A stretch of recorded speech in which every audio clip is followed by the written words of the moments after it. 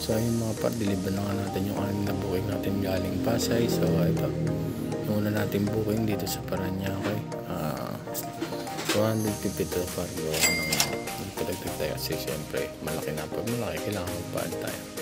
Yung sunod naman itong ating pyesa mga par, makuha natin yan 160. Nagdagdag sila yan, bali 130 pesos yan mga par.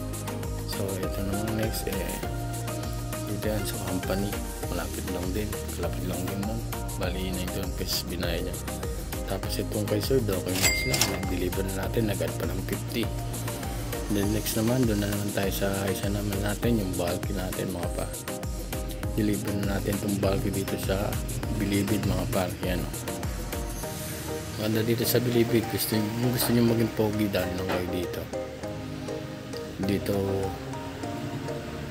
makikita yung kapugian nyo mga par, dahil bawal nga ang helmet dito mga par. So kailangan ba rin natin yung helmet mga par. So napaka-press kung nga dito mga par.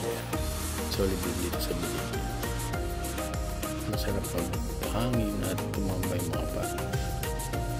So yan, bawal nga pala ang helmet dito mga par, kaya kailangan ba rin natin yung helmet na yan mga par, para makita naman yung kagwapuan natin mga par. Yan. So let's go, deliver na natin itong bagay items natin mga par. So pagka gusto nyo maging pogi, dahil lang kayo dito sa Bilibid. Okay, ganda ng tanawin dito sa Bilibid mga par, kitang kita nyo naman. So ito na, deliver na nga rin natin itong bulky sir. So nagbayad siya dito ng 300 pesos mga par.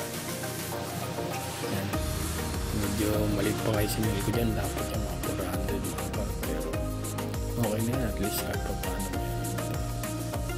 So ito,